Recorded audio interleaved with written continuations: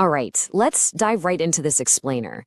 Look, if you're an early stage founder right now, the 2026 startup ecosystem can feel, frankly, incredibly daunting. There's just so much going on. So today, we're going to decode that overwhelming funding environment and really transform it into a clear, actionable strategic playbook. We're stepping away from all the chaos and building a direct, logical path to help you scale your vision.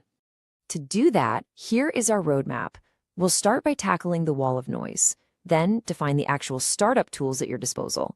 After that, we'll build your decision-making framework, navigate the unique 2026 landscape, unpack the founder's strategic playbook, and finally, wrap up with your immediate action plan.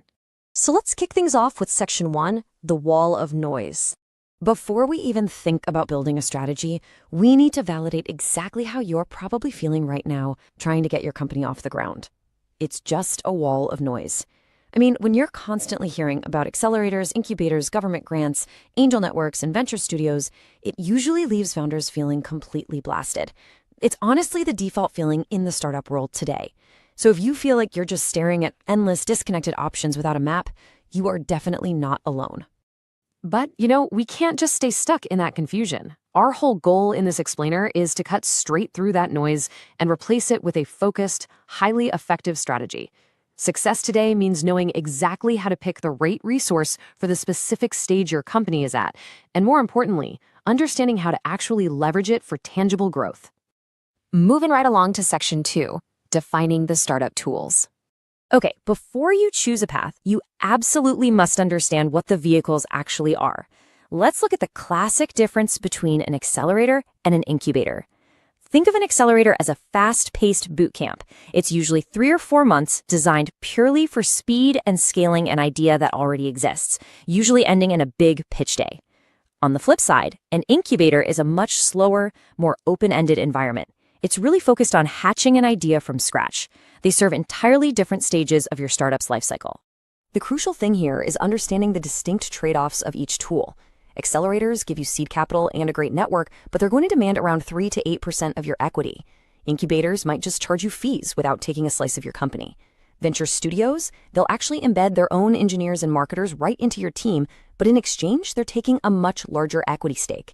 And then, of course, you have grants. These are the magic words, non-dilutive funding.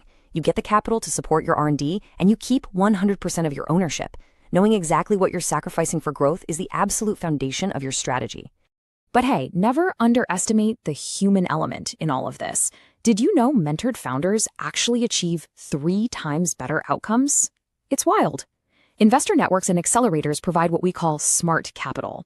It's not just a check, it's their expert advice, their massive Rolodex of connections, and their credibility transferring directly to you. Honestly, this is often the most valuable part of the entire exchange. All right, on to Section 3, the decision-making framework. I want you to actively play along with this thought experiment right now. Think about your startup today. What is your single undeniable need? Is it just raw cash to keep the lights on and survive?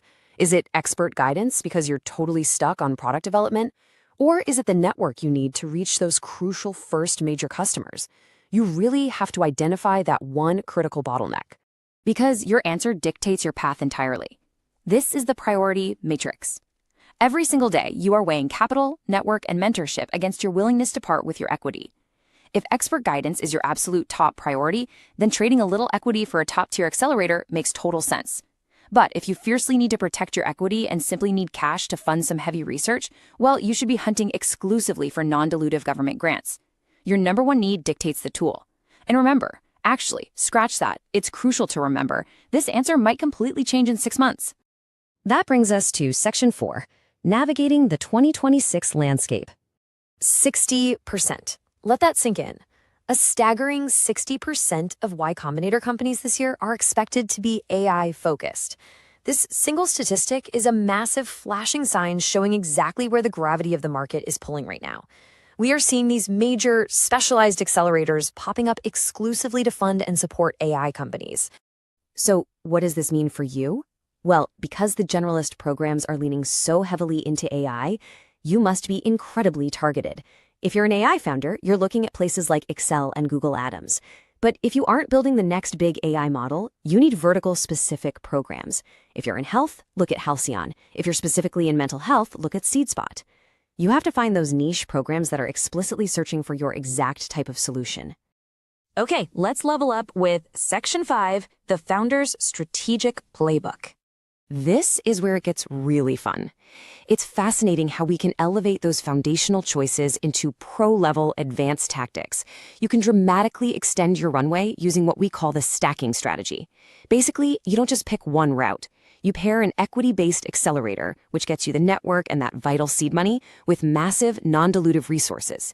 For example, imagine securing $150,000 in Azure and OpenAI credits from Microsoft, and then stacking that with $200,000 in cloud credits from Google.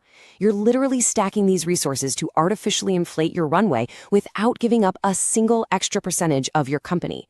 It's brilliant. And that brings us to an incredible pro move, all about timing. If you time your VC pitch right after announcing a major grant win, let's say something like the Braze Tech for an Equitable Future grant, you are leveraging that external stamp of approval. Think about it. A major grant tells venture capitalists that a serious, rigorous organization has already vetted your idea and put money behind it. You walk into that pitch room with massive leverage to negotiate a vastly superior valuation. Now, we've got to talk about the traps where this playbook can go completely wrong. Fatal flaw number 1. Chasing the brand name. Please beware of chasing a shiny logo just to slap it on your startup's website. You have to verify if the program actually offers structural support for your specific industry. We see founders get in, give up a chunk of equity, and then just suffer through incredibly generic mentorship and terrible post-program support. Don't let vanity drive your strategy. And then there is fatal flaw number 2, the grant timeline trap. Look, government and foundational money moves at a snail's pace. It just does. Don't let slow grant payouts kill your startup because the cash finally arrives 3 months after you've emptied your bank account. The solution here is to build a blended capital stack. Mix in venture debt or revenue-based financing to bridge that cash gap and keep the lights on while you wait. Simply hoping the check arrives in time is not a funding strategy. A blended capital stack is. Finally, let's bring it all home with Section 6, your immediate action plan. Let's wrap up this explainer by giving you some hyper-specific marching orders. I really want you to follow these 3 precise steps to stop endlessly reading blog posts and start taking strategic control of your future. Step 1, open a doc and be brutally honest with yourself. Write down your number 1 undeniable need for the next quarter. Step 2, based entirely on that need, create a custom shortlist of just 3 to 5 laser-focused programs. And step 3, reach out to an alumnus. And I'm telling you, step 3 is literally the ultimate cheat code. Reach out directly to program alumni to hear about their actual experience. Send a quick DM, ask for just 15 minutes of their time. This is exactly how you bypass the polished marketing copy and get the absolute unvarnished truth. Ask them bluntly, did the program actually help you raise your next round? Was the mentorship real or was it just fluff? So I want to leave you with this final critical thought. Which specific tool are you going to leverage today to cut through the noise and scale your vision? Armed with this matrix and this playbook, what is the single most important move you will make right now to transform your startup's trajectory? Don't let the ecosystem overwhelm you. Choose your tool, make your move, and go build something amazing. Welcome to Startup Founder Best Practices. Glad to be here tonight. Looking forward to a great event. We have a great guest tonight, and definitely very excited about that. And he's very special. He's here with us, even though his power is off tonight. So that's pretty amazing. Hey, Robert, how are you? We're doing good. It's good to see you again this evening. So definitely give you kudos for being able to having a backup plan, I guess, as they say. Yes, sir. As about an hour before we were supposed to get on, we've got a storm going through the neighborhood, and the powers went out, and I said, "Uh-oh." That's pretty amazing. I hope the weather doesn't get too bad there, because we definitely want to hear all the good stuff you want to tell us about. Yes. And let me you go ahead and take a just maybe a minute or two to kind of introduce yourself, pull your profile up here. So if you would go ahead and introduce yourself. Yeah. So my name is Robert Doyle. I'm right here in the state of Florida. Actually just celebrated 13 years of being here in the great state of Florida. Originally a young fella from the west side of Chicago. That's what I tell people sometimes. Oh, wow. I'm just a poor boy from the west side of Chicago. Right. But really excited to be here. I came to Florida because I had an opportunity to serve as the director for the Florida Division of Blind Services. I spent about 12 and a half years serving individuals who are blind and low vision in this state. I had about 300 employees across about 18 district offices and providing services to over 30,000 individuals every year, serving individuals from babies to seniors. And if you ever stopped at a rest area, say, for example, in the state of Florida, you were supporting a blind operator that we license and train through our Division of Blind Services. But again, I grew up in Chicago, spent some time in special education, in the legislature, and that's what I've done professionally. Personally, I'm a husband, father of 9 children. We've got 3 grands and a couple foster children as well. Wow. Do some ministry and some other things on the side. But for me, it's all about service. It's all about making a difference, and as John Maxwell says, adding value to people's lives. So that's kind of my mission in life. Well, that's a great mission, adding value to get some good returns, because people like things that give value. Yeah, that's fantastic. So I'm going to just give a little shout out to some of our folks that have supported us in the past and supporting us now. These are some of the folks that have partnered with us in the past and continue to partner with us, and definitely want to acknowledge them to just so we're not an island to ourselves, is what I say. Definitely give a shout out to Goody Nation. They've been around quite a while. They actually helped us with our workforce stuff, Robert. That we were able to get into their program, and I learned a lot from it. We had accountability sessions every Monday or every other Monday or something, and it was kind of embarrassing sometimes to see other folks doing so well, and I was, Kikuyu Institute struggling, but I was able to pick up the pace a little bit. And and Black Innovation Alliance, that was formed after the George Floyd thing, and so that's a neat organization that support Black founders and organizations that support Black founders. Right here in Florida, Robert, we have this thing called the Black Innovation Leaders of Florida, and so I'm a member of that, and they provide some pretty good programming, and our main training thing for startup founders we use is the Lean Stack, which is evolved to the Lean Spark, where leveraging the AI stuff. Yeah. Mm-hmm. So those are up on the top row of some of our partners as well. And then these are some of the folks that support us financially. And we have a annual Founders Innovation Summit. And these are some of the supporters, of that have supported in the past. So it's pretty amazing the kind of support that we get being a small organization. And so my focus in the organization is leveraging these different training programs to help founders kind of move forward. The Founders Inside OS, that's ours, and the Startup Science, that's a pretty neat platform as well. We make that available to founders. It's like a whole ecosystem in a box. And it's more about the phases your business go through and what you should do in each phase. And it's mainly geared towards going from a vision to an exit. The guy who created, he had 12 exits totaling several $1 billion. So everything he learned, he put in that training program. So that's like really neat thing. So it's like I said, the ecosystem in a box. It's got training, what do they call, a lot of in-kind services and free software, discounted software. Yeah, and then got a whole big old money directory, whether you're looking for investors, grants, and programs and stuff like that. So you definitely can't go wrong with those kind of resources. And I love Lean Stack because it's an established framework for how you grow a startup from an idea, to getting product market fit.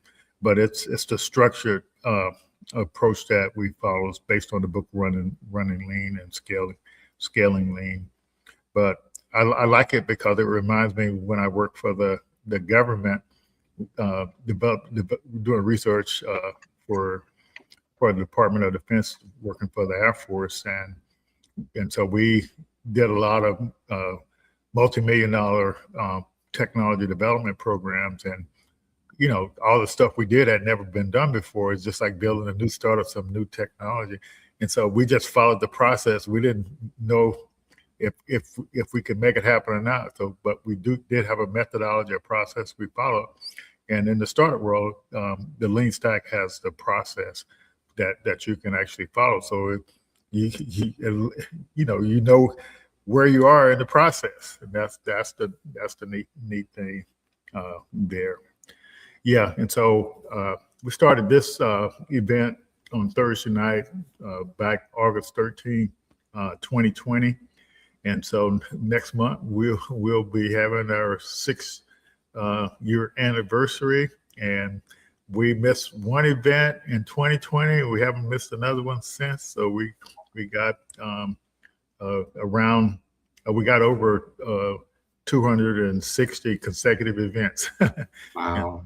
Yeah, so we're definitely serious about helping founders. But I was talking to one of the folks in the networking over the weekend during office hours, and basically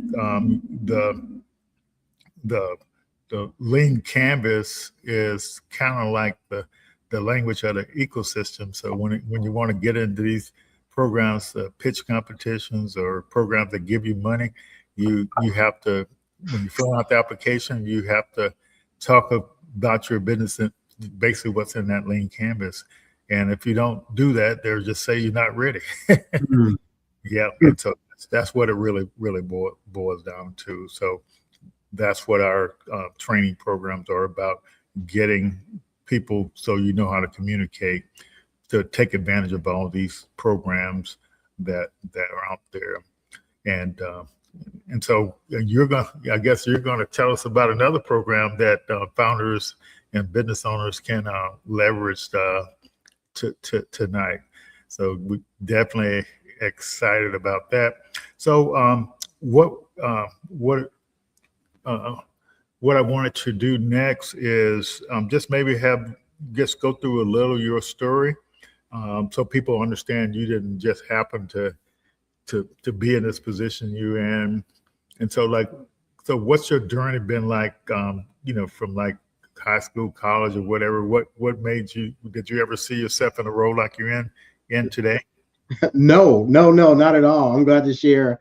As I mentioned, I'm just a poor boy from the west side of Chicago. So we grew up in the inner city, and thankfully, we were able to grow and had a father at the home, and just teaching us a variety of business skills and things like that growing up. Mm-hmm. But when I left, when I graduated high school, from Thornton Township High School in Harvey, Illinois.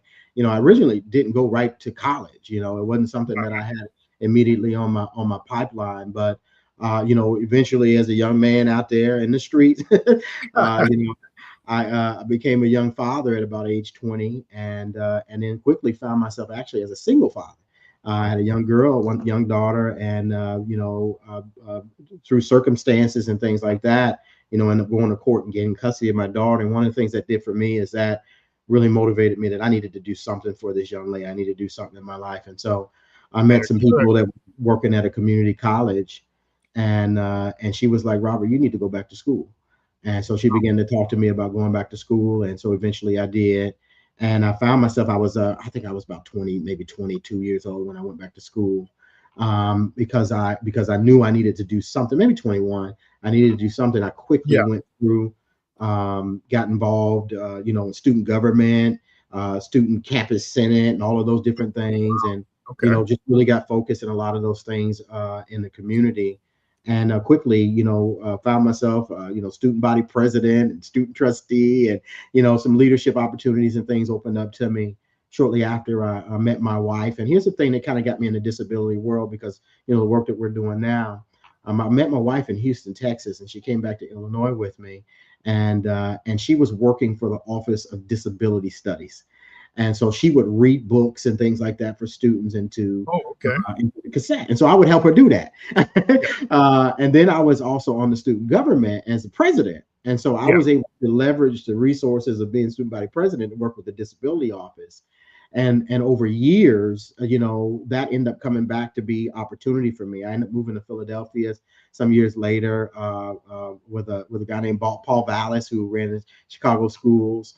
And we did some work with him in Philadelphia in the special education office. And then eventually, I'm trying to celebrate the story here, but eventually I ended up running the division of blind services in the state of Delaware for about 4 years before the opportunity presented itself here in the state of Florida for me.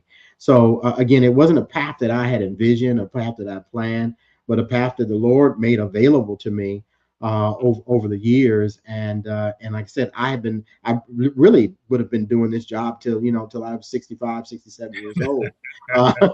And except for, you think about like your founders, there's a drive to do something different, right? There's a dream, there's a vision.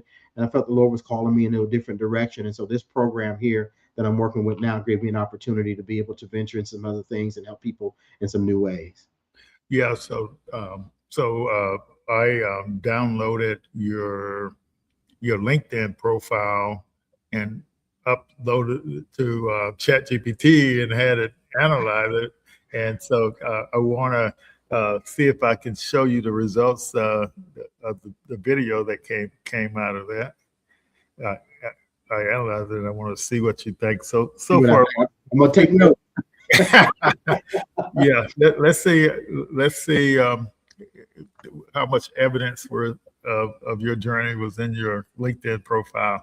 So sit back for a few minutes here. Let's see what Notebook LM had to say. Welcome to This Explainer. We're going to kick things off today by really challenging our perception of what a standard career profile actually looks like. Have you ever looked at a resume and suddenly realized, wait a minute, I'm not just reading a chronological list of jobs here. I'm looking at a master blueprint for systemic change. Well, today we're diving deep into a fascinating analysis to deconstruct the operating system of Robert L. Doyle III. Okay, let's take a quick look at our roadmap. First, we'll look beyond a standard resume, then move to the architect's authority, outline a reusable operating system, uncover the hidden layers, and finally look at the value for founders. Let's get right into it. Section 1. Beyond a standard resume.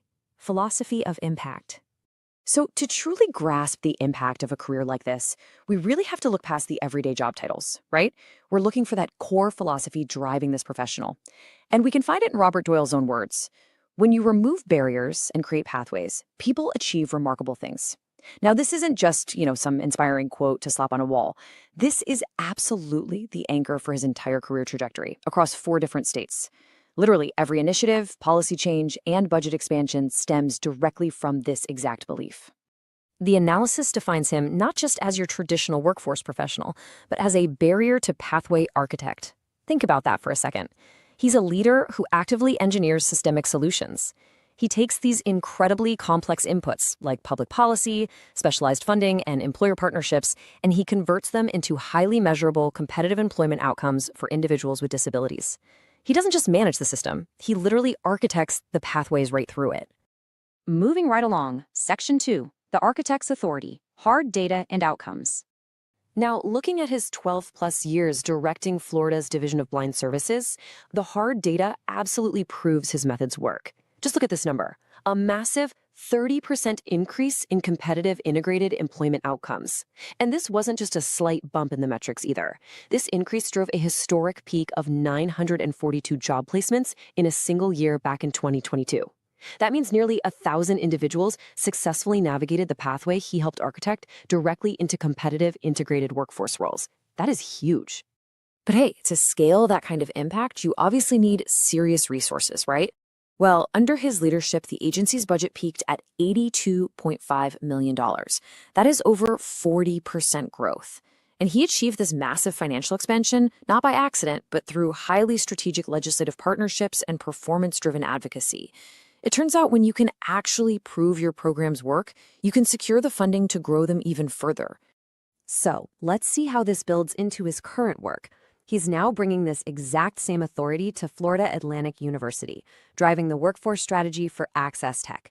Now, this is a massive $10 million Department of Education-funded initiative. It's completely focused on preparing individuals with disabilities for high-demand, high-paying tech careers. We're talking cybersecurity, cloud computing solutions, 3D printing, the whole 9 yards. He is essentially applying his barrier to pathway architecture right at the absolute bleeding edge of the tech industry. Okay, Section 3, a reusable operating system, the 5-step machine. Let's really dig into the intellectual meat of our explainer here, the actual methodology behind all this success. It's a remarkably precise, repeatable 5-step machine. Step 1, identify a structural barrier.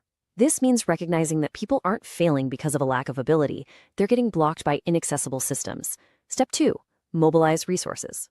3, build a pathway around that specific barrier. 4, connect people to that training and employment. And finally, step 5, institutionalize the model so it can operate at massive scale. So you see, it's not just about running a one-off program, it's about building a sustainable, long-term system. Now I want you to notice how he executes step 2 of that system, mobilizing resources by breaking down silos. He successfully aligns domains that historically operate in total isolation from one another. He brings together federal and state funding, employer relationships, assistive tech, and training institutions. A perfect example from the source text, he actually pioneered the first successful match of vocational rehabilitation funds with Community Reinvestment Act resources. It's like a giant puzzle, and he sees the whole board, making all these disparate pieces work together seamlessly. And doing all of this requires a real mastery of policy-to-practice translation. His unique strength really lies in understanding both how public policy is written and exactly how workforce programs must operate in the real world after that policy is adopted. You know, many leaders understand service delivery, but they don't get the legislation. Others know the rules inside and out, but don't understand employer operations. Robert's ability to translate complex legislation into tangible, everyday employer operations is a genuine rarity in workforce leadership. Moving to Section 4. Uncovering the hidden layers, diverse identities. True systems-level leadership is incredibly multifaceted.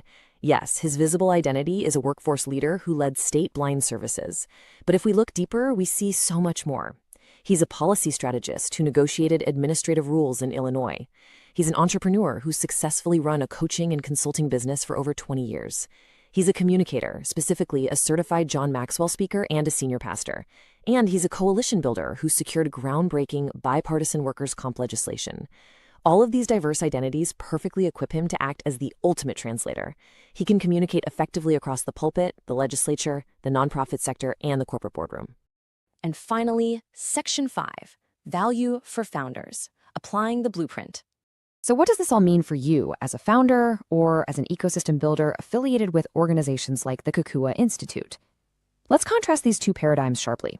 Over on the left side, we have the old, outdated view, treating inclusive hiring merely as a social value or just a charitable act. But on the right side, we see Robert's operational approach, treating inclusive hiring as the strategic design of work, technology, and systems so that talented people can actually contribute effectively. He forces startups and employers to treat inclusion not as doing someone a favor, but as a fundamental core market and design capability. And this is exactly why accessibility is a massive competitive advantage. It's a technical profession, a strict compliance requirement, a product development necessity, and honestly, a huge competitive differentiator. As solid proof of this, Robert actually pioneered the nation's very first state agency-led web accessibility specialist registered apprenticeship program. Look, if you are building a tech startup, integrating this kind of highly specialized talent means you're building better, more accessible products from day one, which essentially opens up entirely new markets for your business. It's a real game changer. What do you think, Robert? I'm impressed. I want to hire that guy. Yeah. Wow, wow, wow.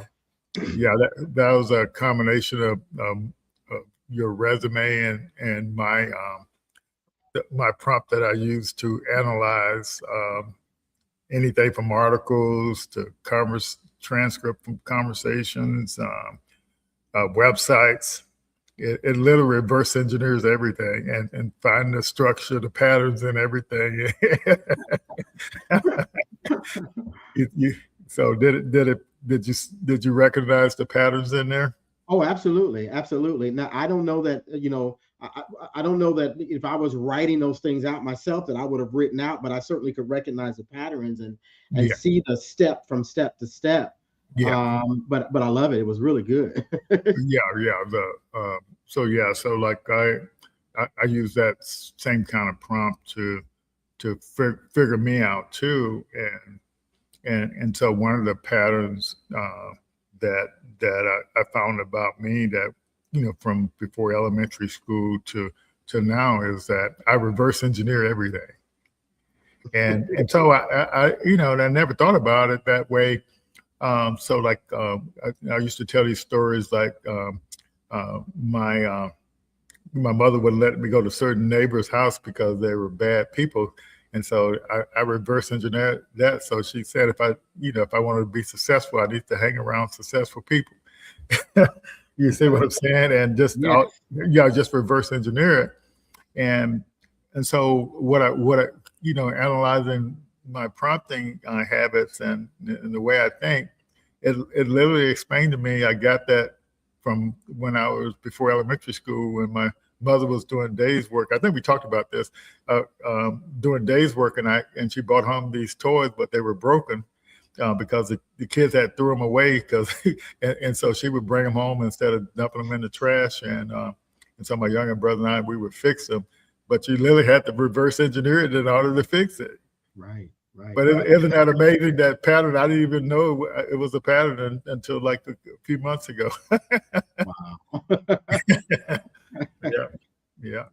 So yeah, that's kind of cute, and I brag on that prompt a lot, and I named it after the founder that sort of taught me I learned from her prompting method, and her name is Lanika, and so so I named it my Lanika system.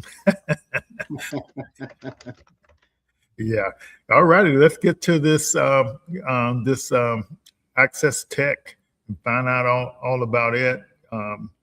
Yep. And let's get the folks up to speed on that so they can see how they can use it. So, audience, if you got any questions, just feel free to chime in. And we also will answer questions just generally about startups as well. We had a good networking session today, trying to answer some questions, and so that's what we're here for, to help you move forward. Excellent. Well, thank you again. And so, as you mentioned, I'm now working with a program out of Florida Atlantic University. It's called AccessTECH, and I've been working there for about 6 months now. And it was, such a strong project that it actually pulled me out of my comfort zone of what I have been doing, over those last 12 and a half years. Mm-hmm. So the job I did at Florida, we received funds from the federal government, U.S. Department of Education Rehab Services Administration. And what would happen is that every year there was a situation where states weren't able to match the dollars that they were required. And this comes into, building complexities in terms of policies and dollars and matching and those kind of things. So the folks at FAU wrote a grant and says, hey, we can use some of those dollars. And so what they did is brought this program to the state of Florida under a $10 million grant. Dr. Aisha Torres is our lead principal investigator for this program. And it's all about looking at high-tech careers and helping people with disabilities to be able to, get into those high-tech careers. Because there's a story in VR, and you've been working some of these systems for a while. Yeah. They say food and I forget what the three things they say they usually put people into when they have disability: food, filth, and something else, right? But but the point is that giving people access to jobs in high demand fields is critical. And we know, you talk about AI is certainly expanding, and AI is gonna, as I heard you say before, if folks don't get with AI, then it's going to create scenarios where they may be displaced. But it will displace in some areas. But what AccessTECH does is it takes some career fields that are it's essentially AI proof. When I think about cybersecurity, even in the cloud computing areas, and you're taking and training an individual with a disability, and again, these could be all kinds of disabilities, on how to be certified and to enter into these jobs is really exciting. So you stop me at any time as I go along the way. So, I'll just say, like, one of the strategies for especially Black founders and small Black business owners is a lot of the programs that the state and the federal government have, that it's hard to take advantage of them. But a program like AccessTECH, where there's no threshold, and you can get somebody working for you for 20 hours a week for a couple of months to support what you're doing. And especially, every business needs cybersecurity. And then if you're doing any kind of, a founder tends to be developing applications that are hosted in the cloud. And then the 3D modeling that comes in handy. We got a lot of inventors out there, and they need their stuff modeled. And then all the autonomous vehicles, all the autonomous everything, it gets modeled in simulation before it actually goes out in the real world. And so those are definitely a good three fields to get help at. Yeah. And what I love about the program, you talk about those three fields. Our program starts after going through a screening process for the individuals that are applying, right? So we screen. Not everybody who applies gets into the program, but people who have the aptitude and the mindset. And we actually spent about 8 weeks initially with the students, giving them soft skills. Skills, because that's what we hear a lot of employers say. Sometimes people have the technical skills, but they don't have the soft skills. And so we give them those soft skills, and then we also are working with them where the individuals choose what track they want to go in. Is it cybersecurity? Is it cloud computing? Is it computer aided design with 3D printing? And so we take them through the training. We'll help them with not only the learning aspects, and then we test them on the testing, and then we'll cover the cost of their certification. And then when they're done, to your point, right, they need some experience. And so we talk about startups, oftentimes may not have a lot of capital, or listen, one of the things I found in my career, right, the right talent on the team makes an absolute difference. And sometimes it takes a few weeks to kind of really get to know the individual. Is this person somebody that I want on my team? Is this somebody who's contributing to the work? And so, from the AccessTECH pre-screening to the soft skills training to the technical skills and certifications we give them, then we allow the founders to be able to test and at no cost to the founders to be able to take on an intern for 8 weeks at our dime. And so when I say our dime, we're covering the stipend or the salary during that 8-week period of time. Give you a chance to try, before you buy, so to speak. Have them help you with different projects and things like that. And then if that person is valuable, and as I'm seeing in a number of situations, businesses are looking for ways that they can go ahead and hire that individual because they're so pleased with the work that they're doing for them, after they've done their internship. Yes, that's so. Like, basically, we have two situations here.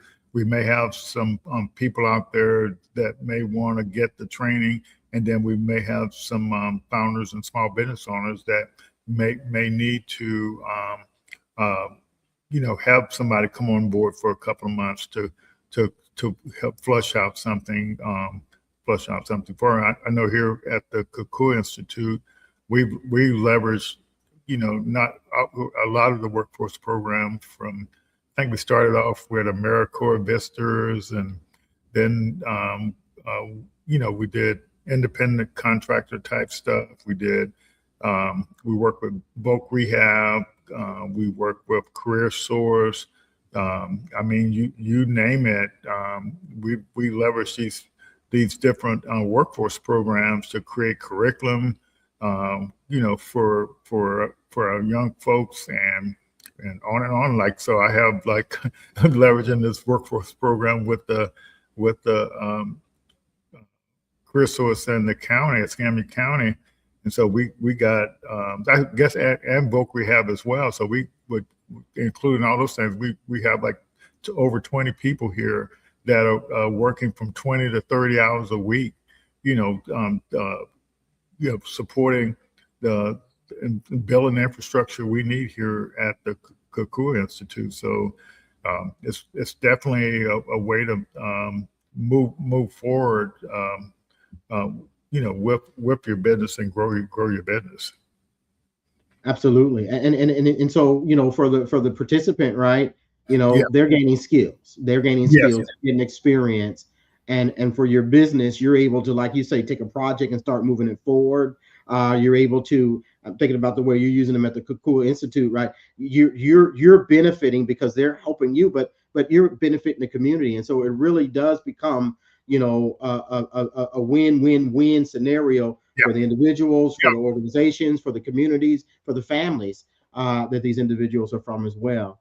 One of the things that I didn't mention is that, about a third of the individuals in our program are also veterans. And so, folks who have served and are now looking for, meaningful ways to contribute in these high-tech career fields. If you don't mind, I want to share a quick story about a young lady.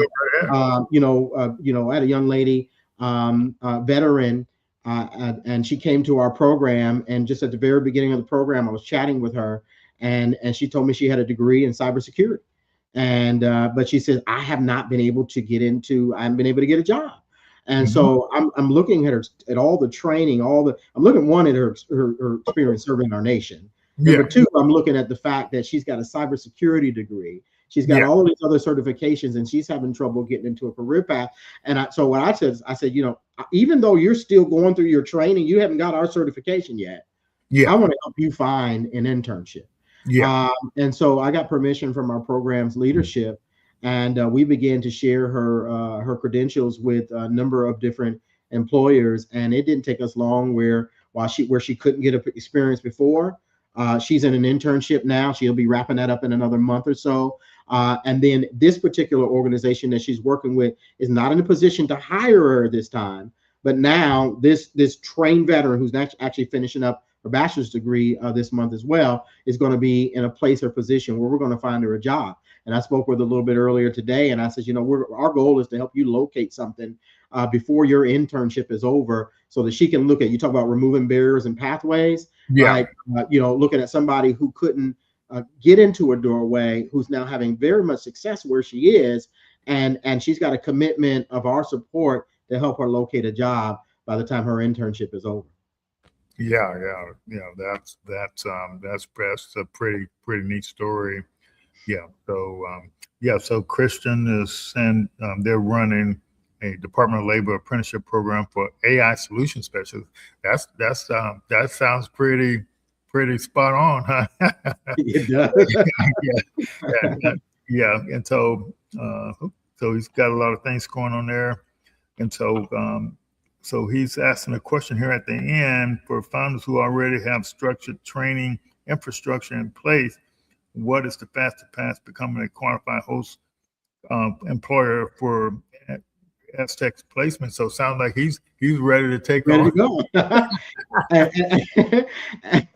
And I love it, because that's where I am, right? From somebody who spent, majority of my career in government, although I've done some private sector stuff as well. One thing I wanted to do is remove government as much as I could from this process, in the sense that, sometimes processes can take a while. And so with our program, if you're interested, I'm gonna drop my contact information in the chat box. But if you're interested, what we're looking for from our whole sites is we're looking for someone who can give the individual some experience in their area, maybe have a mentor or supervisor that can spend maybe a couple hours a week with the individual, give them some things that are going to help them practice those skills. But literally, we've been in situations where we've had an intern start, the next week after we talk to that employer. So it is really possible to do so. And so, we'll have a conversation. I can share with you our snapshots, I call it, of our internship ready individuals. And then we've got some of the employer ready as well. And then what we do is from there, as you look at the snapshots, you tell me which ones you want to look at their resumes. If you want to do an interview with them, we can coordinate that interview. And then when you're ready and that individual's ready, we've got that internship starting. And again, I've seen it happen in as little as a few days. And depending on, what needs are there for each. One thing I didn't mention is that our program is available nationwide, right? So we've got students from across the nation providing learning remotely, and also remotely providing support. There are opportunities if there's a person in your local community that we're serving that we may be able to have them do some on-site, but this is a program that's available across the nation. That's really, really fantastic. So Christian, the short answer is he's saying right now. Yes. And so, and that's one of the things we like to do here at the Kukui Institute is connect founders and people with resources. And so there's Robert's information right there. So that's the name of the game, because what I tell people is the government has funded so many programs, you shouldn't have to pay for any kind of training or anything, because if you just look around, there's free training out there. And then, so like with founders, the startup ecosystem, you just have to realize the ecosystem has a lot of resources, but you have to open your mind up, to realize these resources are out there to kind of help you move forward. And so, yeah. So, but the bottom line is that is a pretty neat deal there. Yeah. So I'm wondering that chat thing should have went out through all those different channels there, but yeah, we'll I hope it went out to all the Facebook and YouTube and LinkedIn channels as well. I just didn't. I guess when I do a post, it goes out to all the different things. I didn't see it pop up when you did it, Robert. Yeah, but I appreciate you sharing that information there. Let's see something. Let me see if I can copy it. Okay. Nope, I don't see where I can copy it. But yeah, that's we'll make sure people. So Tony said it's not on YouTube. Let me try to put it in this other box here and see if that does it. Yeah, put it in the private one. Then maybe I can copy it from there. Okay, it looks like I can copy it from there. Format doesn't come over the best, but the information is there. Yeah. Okay, here you come. Hope Tony, let me know if you get this out there on YouTube. I just happened to notice that because typically it does. Yeah. So it's going out there now. Yeah, to all the different medias. Okay. Yeah, but so that's good. So this hasn't really came up. So based on you haven't told me no yet, I'm assuming you do work with nonprofits with your program as well. Oh, absolutely. Every sector, public, private, not profit. We want to work with everyone, because people ultimately, when they go in the workforce, they're gonna be working in all areas, and people in all areas need cybersecurity, cloud computing, and computer-aided design support. So well, absolutely. I'll tell you one thing about folks don't realize about nonprofits, and they so we, like as a nonprofit, you get free cloud service, and from Microsoft at least. But I'm sure if a person doesn't learn AWS, it's not going to not be too hard for them to figure out the Microsoft things platform. But our nonprofit has a AWS account and a Google one, and we host a lot of stuff on the Microsoft Azure. But man, just to build out your infrastructure there, that's pretty neat. Absolutely. And if you don't mind, I want to share another resource. I'm not sure if your community knows about it. Have you worked with TechSoup at all, or have folks worked with TechSoup? All right. Yeah. So you can mention it because some people may not be familiar with it. Yeah, TechSoup is an organization that supports nonprofits, and everything from software and hardware and your website design and things like that. They're all about supporting a nonprofit or nonprofit organization. They want you to verify, but then discounts and different things like that to help those organizations to be successful. Yeah, that's exactly right. So I was noticing that. So please continue to ask questions, and just imagine what you can actually do. Have one of these interns do. It's pretty. Yeah. So it's definitely. So that I just think it's a fantastic program. I know with the Kaku Institute, we definitely going to have some conversations with you, Robert, about partnering to really make sure your people get out there and actually get some meaningful on the job training to kind of move these opportunities forward. And your program is unique in that the interns can actually work remotely, and so that's pretty unique. And so when I was doing the analysis of the documents you sent me, and of course my AI tries to reverse engineer it. They try to figure everything out, but it says you were actually doing these people a disservice by calling them intern with all the credentials they had. Man, it's like really amazing. The credentials these folks have. So I'm because with all these credentials and military experience in some cases, that's pretty powerful. Yeah, if you all had a glimpse of, and I shared them with Lloyd last week of some of the credential sets of the folks that we have. Like you said, it really is a disservice for many of these individuals. We've got a Bronze Star, Medal of Honor recipient, folks again with multiple degrees and then multiple certifications. It's just individuals. I talk about one young lady, just super. She's a superstar. And we're talking about people with disabilities, a variety of disabilities. Yeah. But this one individual who had a very successful career in a big state in the utility sector, but then she started experiencing some hearing loss.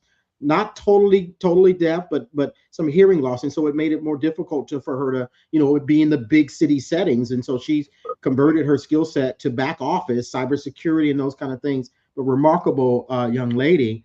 And again, she's super bright, being tremendously successful, and she's someone else who will soon be finishing up an internship and looking for full-time work as well. But again, the skill sets are there, and again, it is somewhat of a disservice to call them interns. That because based on the analysis. And believe it or not, my analysis actually picked out the interns that I needed here at the Kaku Institute. You better grab them because you got others looking at that list too. I'll make sure we I guess we got a meeting planned for Monday, but and so I look forward to getting the process rolling there. To kind of move forward. But I think it'd be great to kind of work with you all to help your program be successful and to move forward. So I got the president of the Minority Chamber trying to reach me, and I'm saying he knows I do this every Thursday night. He's calling, I need my intern. Uh, yeah, but I'll give him a call. Hope everything's okay. He's a good guy. Yeah, so I did based on the two documents you sent me, not the ones with the um, with the with the the interns on it. I can share that video if you like. It sort of did a good job as well. I can't remember if I analyzed it. I think I did. Yeah. So if you want to take a minute to do a few minutes to do that. Yes, sir. Okay. So let's see what we got here. It actually is a little longer, but I think it's worth it. Welcome to this explainer on Florida Atlantic University's AccessTECH initiative. Look, if you've ever felt the absolute headache of filtering through hundreds of resumes only to end up with candidates who just don't have those practical, real-world skills, well, this is definitely for you. Today, we're unpacking a highly structured, direct pipeline that's literally designed to hand you certified, truly prepared entry-level tech talent that perfectly matches what your organization actually needs. Okay, so here's our roadmap for today. We'll start with the overall AccessTECH pipeline. Then, we'll walk through their 5-phase training pathway. After that, we'll dive into the 3 specific talent tracks: cybersecurity, cloud computing, and CAD. And finally, we'll cover exactly how you can partner with them. All right, Section 1, the AccessTECH talent pipeline. Let's start with what this actually is and the tremendous institutional backing behind it. Now, you need to know right off the bat that this isn't your typical university career fair where you're just, collecting a stack of resumes. AccessTECH is a full-blown end-to-end workforce development project spearheaded by Florida Atlantic University. They are essentially doing all the heavy lifting for you, recruiting, training, certifying, and ultimately placing highly skilled technology candidates straight into your operational teams. So by the time these candidates reach you, they're already totally up to speed. In this number right here, 10 million. AccessTECH isn't some tiny experimental pilot program patched together with spare change. No way. It's fueled by a massive $10 million 5-year grant from the U.S. Department of Education. To put that into perspective, that's the budget of a pretty solid indie movie, but it's entirely focused on candidate readiness. This guarantees that serious, sustained resources are dedicated to thoroughly preparing these folks before they ever even knock on your door. Moving right along to Section 2, the 5-phase training pathway. Let's break down exactly how this preparation happens. Think of this 5-phase pathway like a tech boot camp on steroids. It completely guarantees that you aren't just getting good test takers who lack real-world polish. First, there's a rigorous pre-screening. Then, they spend 7 to 8 weeks in what's called tech prep, mastering absolutely crucial soft skills, teamwork, and communication. Only after that do they tackle 3 to 6 months of intense technical training, which is then followed by up to 15 weeks in a paid internship. So by the time they reach Phase 5, job placement, they are truly seasoned professionals. Okay, Section 3, Cybersecurity, securing your infrastructure. Let's explore the first of our specialized talent tracks. If your organization needs to fortify its defenses, this track is incredibly compelling. These candidates acquire DoD-aligned expertise by earning the globally recognized CompTIA Security Plus certification. And just look at the balance in their training. Alongside threats and architecture, a massive 28% of their knowledge is laser-focused on governance, risk, and compliance. They truly understand the strict rules of the road, whether we're talking HIPAA for healthcare, GDPR for privacy, or PCI for credit cards. That is absolutely vital for any modern enterprise. But here's the thing. AccessTECH knows that theory just isn't enough. Beyond the textbook, these candidates are put through their paces in some seriously rigorous hands-on labs. We're talking actively scanning for vulnerabilities and remediating them. They're out there configuring identity and access management and multi-factor authentication. They're handling SIM triage, working deep within Active Directory, and even diving into digital forensics and encryption. They get their hands dirty way before they ever touch your live environment. The crucial takeaway here is that on day one, these individuals are prepped to generate immediate value. They can jump straight into your security operations center to accurately document incidents. They can take over IAM administration tasks, review firewall rules to make sure they actually align with your policies, or help your team gather evidence to prep for a stressful compliance audit. They are ready to contribute, for sure. Let's transition to Section 4, Cloud Computing, Architecting on AWS. This is our second specialized talent track. For any organization migrating to or expanding in the cloud, this pipeline is a total game changer. These candidates come armed with the official AWS Certified Cloud Practitioner credential. They possess a rock-solid foundation that's heavily weighted toward practical application. 36% on core AWS services and another 25% on crucial security and compliance frameworks. They inherently understand the well-architected framework, the shared responsibility model, and how to effectively navigate regions and availability zones. And once again, the hands-on lab experience here is super extensive. These candidates aren't just memorizing what an EC2 instance is. They are actively launching and securing them. They're applying encryption to S3 buckets, crafting least privilege IAM policies, and configuring virtual private clouds and subnets. They even set up CloudWatch monitoring alarms and dive right into Cost Explorer. They know how to build in the cloud, and just as importantly, they know how to monitor it. Now, of course, every new hire benefits from structured internal onboarding to learn your specific setup. But these AccessTECH graduates, they are ready on day one to handle essential cloud operations. They can step in immediately to inventory and tag resources, perform vital least privilege IAM audits to keep you secure, and generate cost reports so your cloud spend doesn't just spiral out of control.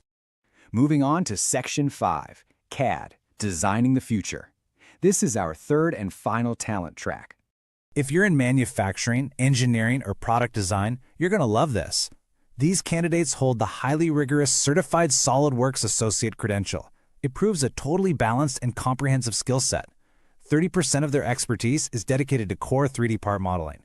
25% goes to crucial technical drawings and assemblies, and the rest covers sketching fundamentals and advanced modeling features. Basically, they understand design intent from the very first sketch.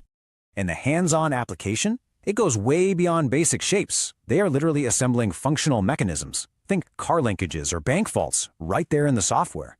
They even work on advanced industry applications like medical exoskeletons and underwater robots. They take these highly complex designs all the way from the software layer to a final physical 3D printed product.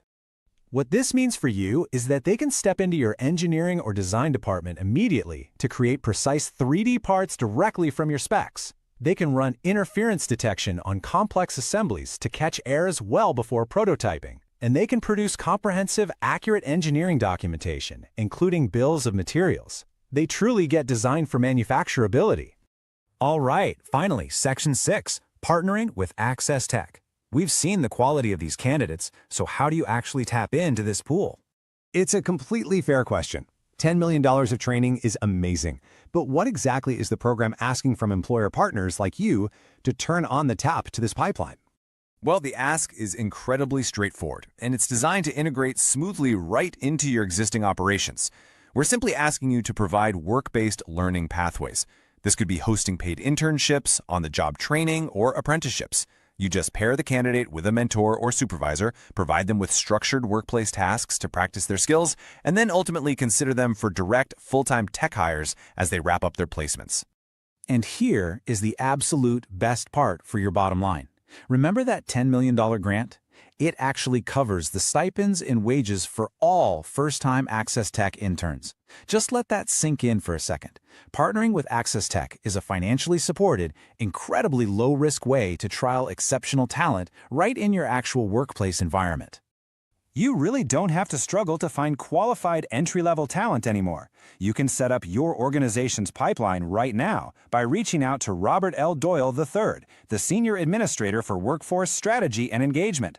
You can shoot him an email, give him a call at the direct line shown, or just visit the AccessTECH website to get the ball rolling. The resources have been spent, the intense training has been completed, and these candidates are waiting. So the final question I want to leave you with is this. Will you seize this fully funded opportunity to integrate day one ready talent into your teams, or will you let this incredibly skilled pipeline pass you by and go straight to your competitors? The choice is entirely yours. Thanks so much for joining me for this explainer. Wow. That was good. But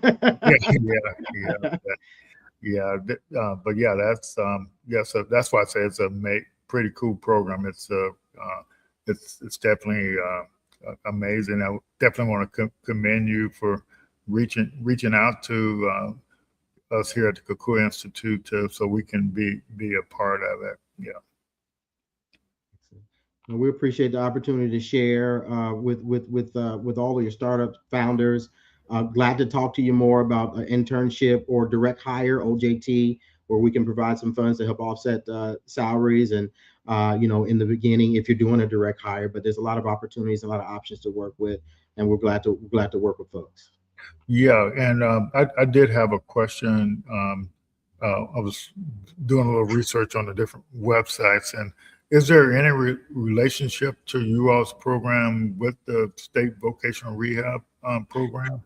That's a great question. So remember, I was a voc rehab director Okay.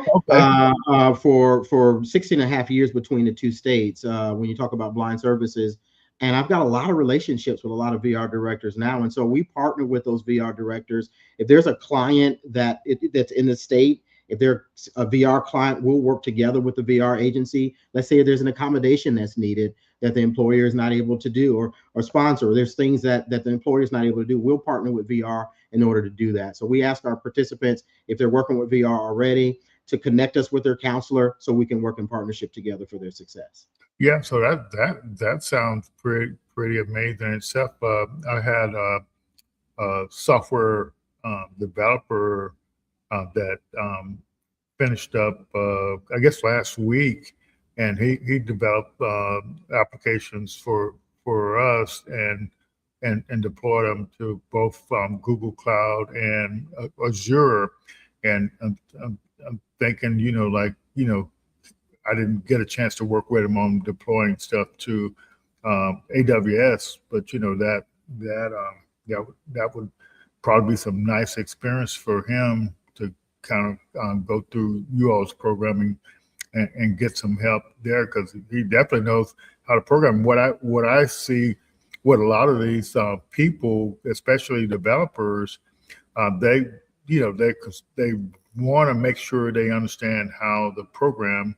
And so, like, I had to kind of get him to understand and learn how to still learn, but leverage AI to do these AI-enabled applications. Mm-hmm. And so that's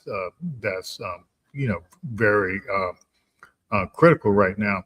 So I can tell folks from my experience, you have these students and these on-the-job training folks.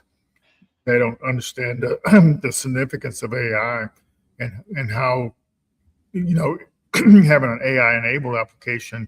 And I'll give you an example. We had a student that transitioned out of high school to college last summer, and he built us a learning management system. So this guy's had been programming since he was in middle school, and he didn't trust AI to do anything. But what he didn't understand, and what the new people I've been working with don't seem to understand either. Now, if you build this learning management system, and I have to go through there and generate all the reports and analyze all the data myself, that ain't going to work for me. I need to stand and keep track of the students, their progress, and and everything, and see how well they're answering the questions, and yeah. So it's kind of funny, the students here this summer, so they always have to have proof of work, and so so I have them put their work assignments, the results, in a proof of work folder, and then I have the AI go analyze the folder to see how well whether they did the work. Because you think, 20, 24 people, how am I going to analyze how well all these people are doing? And then so we're wrapping up next weekend with the high school and college students, and so they all have projects, and then so I had the AI create a deliverables spreadsheet so I can keep track of their deliverables as they were the progress they're making. And so this thing automatically just shows me what percentage points they have, and I can tell if the ones that are not doing anything. They don't realize that you may think you're smart sitting around on your phone, but if you don't got no proof of work. Yeah. But that's the whole thing about getting these AI-enabled applications is companies need, you can track whether people do work, but you need to track how well they do it. Right. Yeah. And so I can't wait till one of the graphic guy comes in. I was sharing the story before you got on. He's struggling with editing the videos. And so I said, well, I know it's not that hard. And so since everything's AI enabled now, so I just started prompting to tell the AI what I needed to do. And then it struggled a little bit, and then it figured it out. And then I said, well, just write me a prompt, because I got several more videos that I need to do the same thing with. And so it wrote the prompt. And so now I can just load the video and run the prompt. It's done. Yeah, but yeah, that's and all these Silicon Valley's companies, they're making these AI-enabled applications. And if you're a founder and you're not building an AI-enabled application, you're making a mistake. Yeah. And you mentioned AI, if I can, real quick. That one of the things that AccessTECH is doing as well is we're actually we're working on building an AI component to the training. We talked about those 3 tracks. Yeah. And what we're looking at doing is offering for our completers an AI training that's kind of a bonus to those completers, which creates a bonus to the employers that are either hiring them or taking them in for internship. So we know that there's no, I would say, industry recognized certification for AI right now. However, right, we're trying to get them some core skills to go along with those other skill sets that they bring to the table, so that they are able to help create economies of scale, like you're doing. But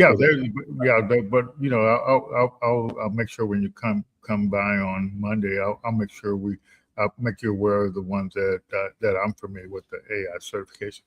But I think I work with these students and founders, and so like it's just people don't realize how much they actually know about the AI stuff already, because like we were talking last week, it's trying to emulate your brain.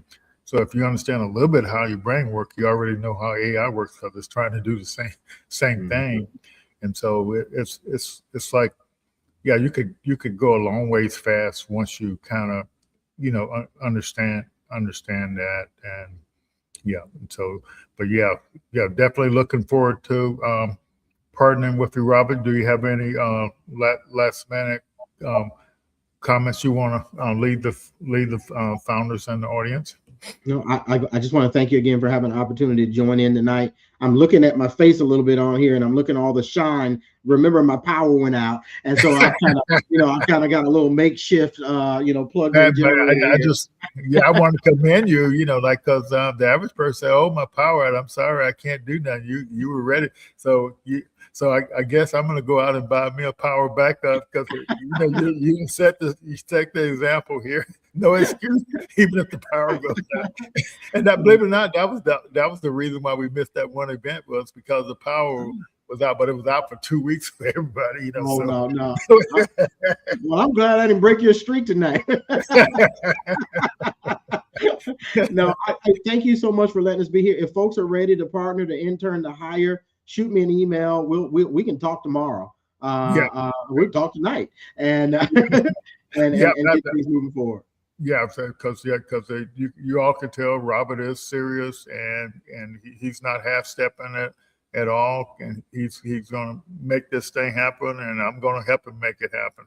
All right, and so when we sign off here, if you can leave your computer on a little bit, just so it can finish uploading your local recorded video, and then I'll make sure I share that with you in case you want to reuse it for something else.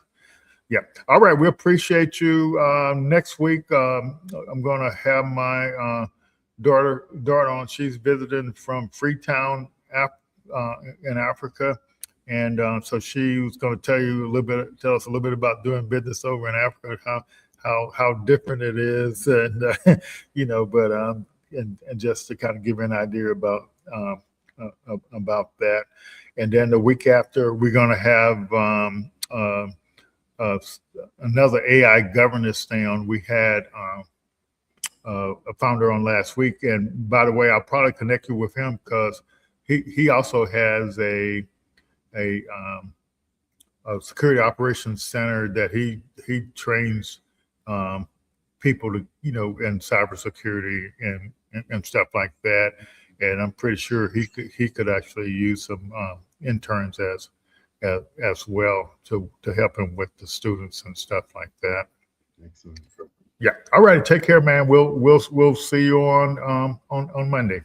All right. We'll see you then. Thank you so much, everybody. All right. Take care, everybody. We'll see you all next week. Bye-bye. Bye-bye.